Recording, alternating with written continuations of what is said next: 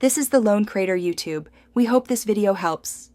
In this video, I will explain how to make delicious burger rolls from scratch.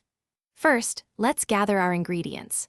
You'll need about 3 cups of all-purpose flour, 1/4 cup of warm milk, 1/4 cup of warm water, 2 tablespoons of sugar, 1 1/2 teaspoons of active dry yeast, 1 large egg, and 2 tablespoons of unsalted butter. Make sure your liquids are between 105 and 115 degrees Fahrenheit to activate the yeast properly.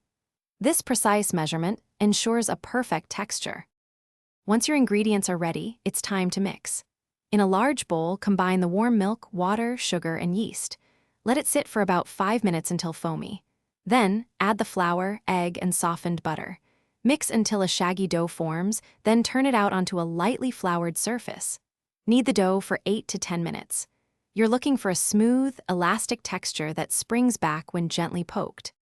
After kneading, place your dough in a lightly oiled bowl, cover it, and let it proof in a warm spot for about 60 minutes or until it has doubled in size. This step is crucial for light and airy rolls.